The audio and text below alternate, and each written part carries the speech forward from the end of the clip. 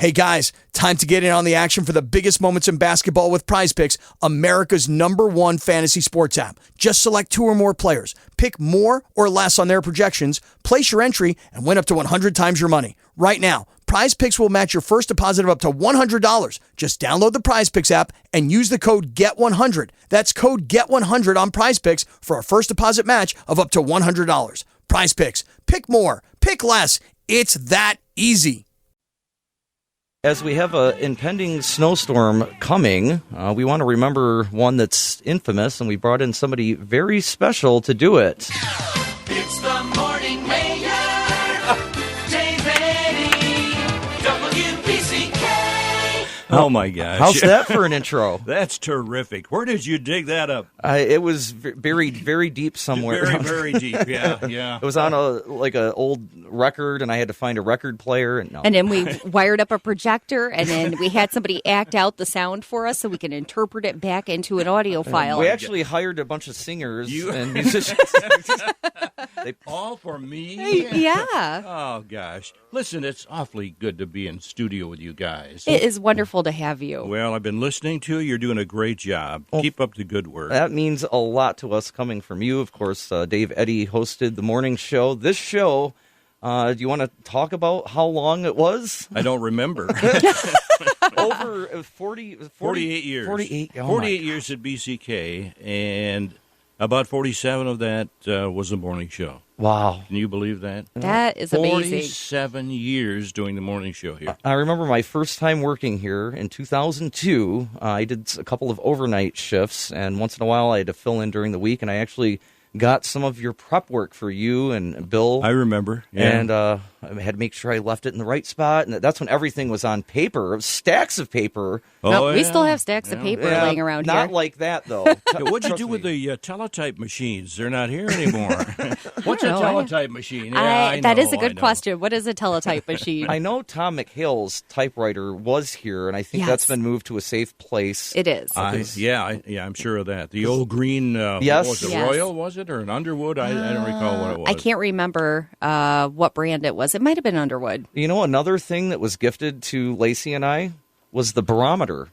Oh, yeah. Which it was very important back then to absolutely. check that every 6 hours and write it down on the weather almanac sheet. Yeah. And but Tim, I don't know whose decision it was, but it was mine. Your decision. So you got it. They asked me what I wanted, and I'm like, I want the barometer. It's hanging up in our apartment on the wall, and it even still has a note that somebody typed up. Probably 30 with the wind years ago that says, conversion. here's how you're supposed to do this and everything. Yeah. It means a lot that we were able to I'm very familiar with that. Yeah. So if you ever want to get rid of that, you know where it can go. Right to you? Mm-hmm. Yeah. I'll keep that in mind. Around. Yeah, absolutely. If I ever get rid of that I'll give you a call first. Thanks, Lacey. So a few days ago, Lacey and I were on Facebook, and we saw something that you had posted related to the infamous Michigan blizzard of 78. 78, yep. January, February. You know that's 44 years ago or something. So, the memory isn't what it used to be. So, is it fonder? Do you look back at that journey into work that morning as a fond experience now? Oh my gosh, yes, I guess you could say that. At that time, I said on in the memory again, I said I lived at Wall Lake, but I was living at that time at Long Lake Cloverdale, which made it another 5 miles more. Oh wow! So I made it about a 30-mile trip into town. Wow! And I had my oldest son living with me at that time. The two of us in this little summer cottage, and it was in the middle of the winter. Mm-hmm. And besides that, I had to go outdoors and into the shower every morning. So, oh my goodness! Yeah. Had a roof over it, but I mean it was still outdoors. Yeah. That's got to be cold. So they got you That'll started. wake you up, yeah. But we knew that you had nothing as complicated as nowadays. That we knew a storm was coming, But the forecasts weren't quite the way they can anticipate things. They weren't. But so we knew that we were going to get some snow, all right. But not that much. So Don was then going to Delton Kellogg schools. And I said, Don, by looking at things, it looks like you might not have school tomorrow. So when I got up at whatever, I always got up at 3:52 every morning, but probably a little earlier that morning. Yeah. And I said, we have got to see if we can get into town. Because I had this Jeep pickup truck, used pickup truck that I had picked up. Mm-hmm. And I never thought we'd make it. Oh. I mean, a couple of times we had to stop at the top of the hill, and say, Don, I don't think we're going to get through that drift down there. And so he'd walk out a little bit, and he said, I don't think so either, but let's try it. So we did. Somehow we got here. Instead of hold my beer, hold my coffee. Watch this. It was way too early for a beer, for sure. Well, so the Battle Creek Enquirer did a article after this, and you had several articles that was part of your Facebook post. Right. You guys kind of teamed up, the WBCK and the Enquirer, a little bit to communicate some of the things. And, there was a rivalry between, they Sure. didn't like us and we didn't like them, so to speak. But Dan Martin, who, by the way, is still around, he lives in Naples, Florida Oh, wow. these days. And we've been meaning to get together for quite some time. But Dan cooperated with us. He was a publisher, editor of the Battle Creek Enquirer at that time. And we got together, and they would get reports. Their ability to get reports and things were much more sophisticated than ours.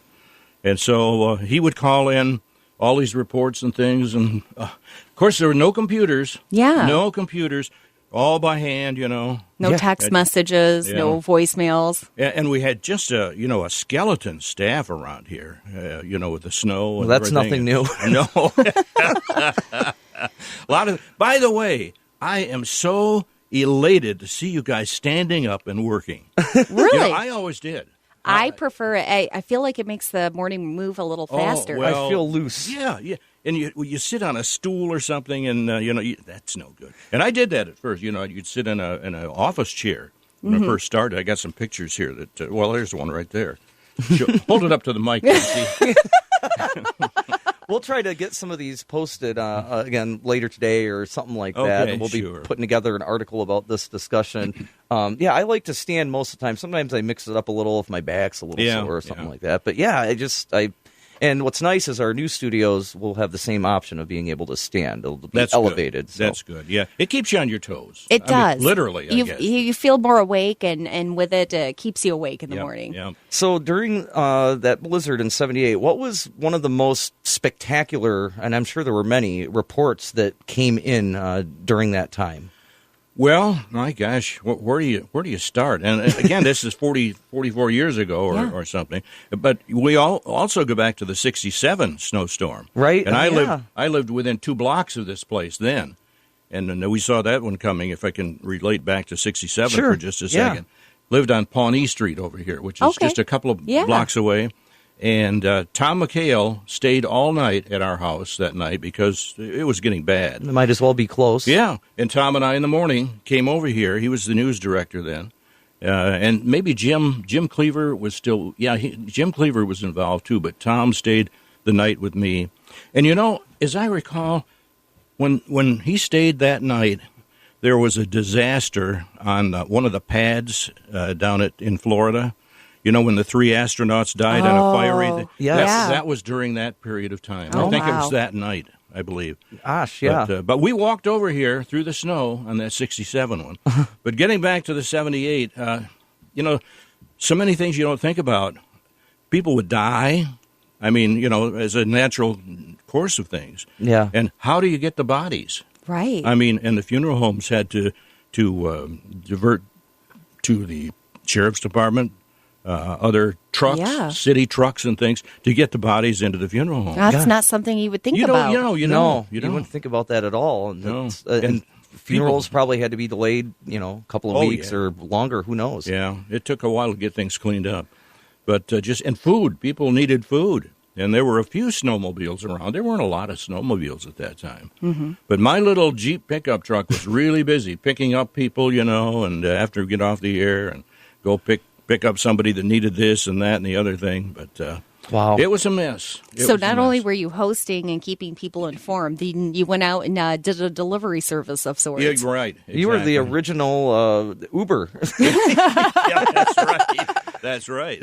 We're talking with the morning mayor, Dave Eddy, right here on WBCK. Some of his memories of the blizzard of '78 and the blizzard of '67. He was here for both of those major Michigan winter weather events. Probably the biggest one. I don't think we've had anything quite like it since then. I think we had 20. I read in the newspaper article 23.5 inches of snow, and there was 7 inches of snow prior to that on the ground. Wow. drifts. People were going up on their roof, and they could jump off into the snowbank, and it's really was something else. Well, and a lot of the colleges and universities were closed, which is very rare. Everything was closed. Everything, I bet. Yeah. I think one of the closest things we've had since then is something we talked about a little bit earlier this morning. It wasn't a blizzard, but that deep freeze about 3 years ago. Oh, the polar vortex? Yeah. Oh, yeah. Schools. I think I was in Florida for that Oh, one. lucky you. The newsroom inside here at WBCK got down to 46 degrees because the heat couldn't keep up. Yeah. Yeah. I can believe that. I bet it was nice and toasty warm in Florida, though. It was. Actually, it did dip, as it's doing presently. Yeah. They're having some pretty cold weather in Florida.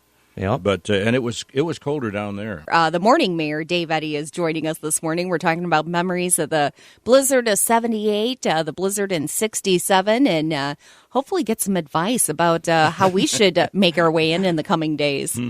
I think you just bring your sleeping bag right in here. Yeah. When you got something.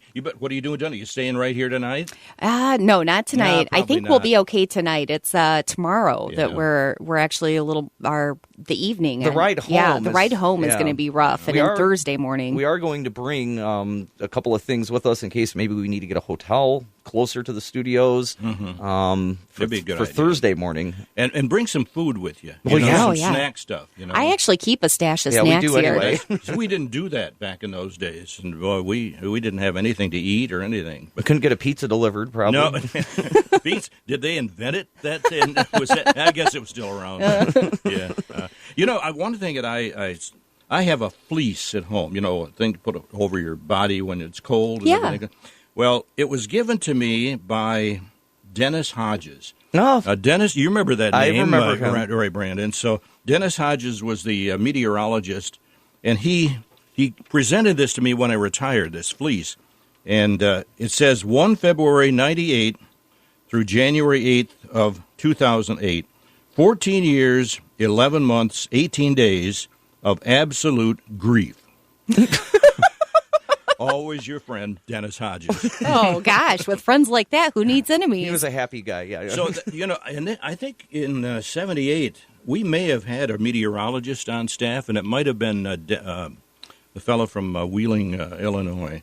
I had it right on the tip of my tongue, but yeah.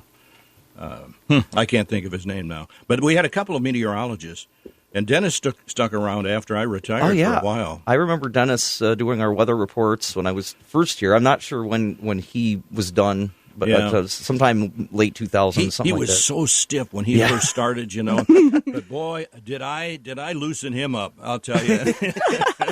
He just became a real part of the morning show. He was on the ball, too. I mean, if yes, we he had was. any severe weather coming through, he would call up and say, hey, I've got a report for you. Can you record it in and get it on the air? And he was, Joel Bonin was the other.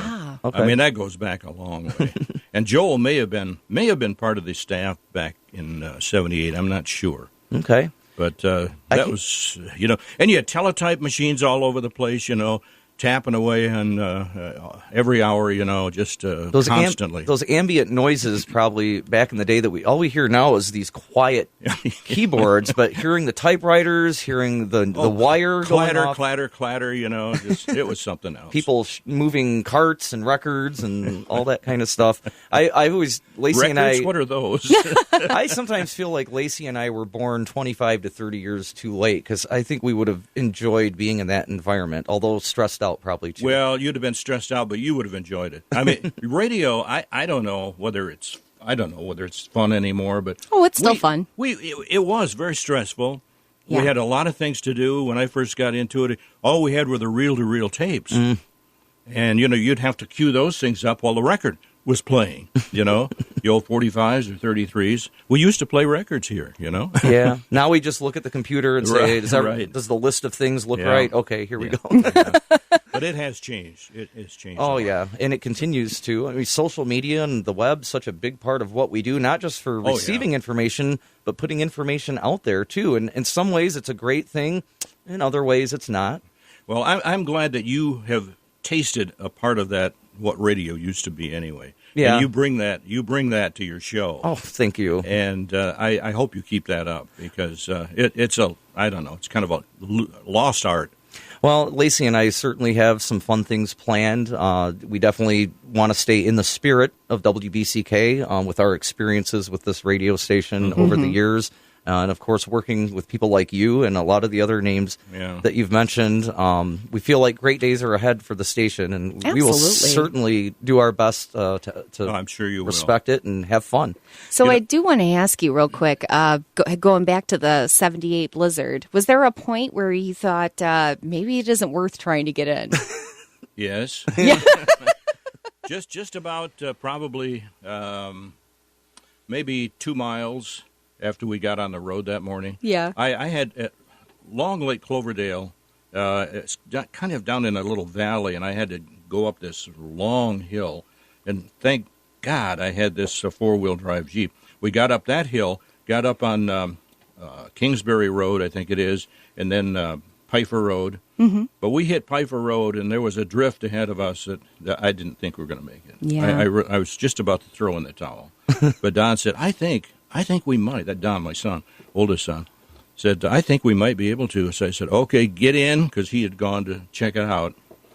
And I just floored that thing, and away we went down into the valley, and up the hill, and we were on our way. Well, it's like one thing, you may have said this, or other people in the industry, we don't get snow days. No. You have to you have to get there somehow. Yeah, there's a pandemic going on. If there's any major emergency going on, there's no day off for that for us, as you know. Same for you, yeah. We had to take everything down. It was all done by telephone, of course. Yeah. And we had a little code word that we'd give the schools in advance. Right. And they would have to give us that code word, or we announce wouldn't put it on. Yeah, to announce their close. Of clothes. course, we had all these kids that would disguise their voice, Oh, this is Superintendent so-and-so, and we will not have school today. What's the code word? Boom. Hung up. Yeah, now they just send them, the school sends it through an official email. I mean, we do get some calls occasionally. Yes. Usually it's the organizations or a church maybe. Mm-hmm. But yeah, it's different. And now we can put them all on the website instead of having to read them for 15 minutes. Yeah, and that used to, my voice was just shot at the end of bet. the shift, I'll tell you. That's hardly time to talk about anything else at that point. On this one article, this was an ad, actually, that appeared in the Battle Creek Shopper News in March of 78. And it's a little tribute to the station, and it shows my pickup truck and myself and Dan Martin. Kim Kersonis was on the air at that time. He also played the organ at the Old Spa Steakhouse. Oh, wow. Some of you remember that. And, of course, my son, Chuck Wiseman, and he shows him sleeping on the table downstairs here. Oh, wow. What would now be, conference room, I guess, or something or other. There used to be a record library when he had records, too. And Tom McHale. Gene Cahill was the general manager, and he finally got in here somehow or other. And Nat Sibbald was the general manager, owner of the place at that time. Levita Kaufman at that time was on staff. Waldo Lennick was the sales guy. Wow. And Dennis Spalsbury was also a member of the staff, and he's pictured on here. So I'm glad I saved that. Yeah. Yeah, we're going to get some pictures of the stuff and hopefully be able to share it with everybody else a little bit later on today. Good. That's, again, one of the pluses of us being able to put out content on the website is being able to share some snapshots into the radio station's history. And, of course, WBCK is such a rich history in Battle Creek, and thanks in a big part for your efforts here, Dave. Yeah, the BCK went on the air in 1948, and I came here in 1960. So you were about 2 years old then, right? Oh, Lacey, I love you. Unbelievable. Well, we are so glad you took the time to join us, and I hope you know that invitation is always open if you want to come back and just have some fun for any reason at all. I just told Lacey a moment ago that I really miss this. I really do miss it. Well, I don't miss getting up at 3:52 in the morning, but I do miss the associations and being on the air and letting people know what's going on. And you've got that spark too. Both of you've got that spark. That's so kind of you to say. And well, if you're itching to come back, you can come back and join us anytime. Well, I might be knocking at your door one of these days. Sounds good to me. 95.3 WBCK. Thank you to the morning mayor, Dave Eddy, for joining us this morning. Hey guys, time to get in on the action for the biggest moments in basketball with Prize Picks, America's #1 fantasy sports app. Just select 2 or more players, pick more or less on their projections, place your entry, and win up to 100 times your money. Right now, Prize Picks will match your first deposit of up to $100. Just download the Prize Picks app and use the code GET100. That's code GET100 on Prize Picks for a first deposit match of up to $100. Prize Picks. Pick more. Pick less. It's that easy.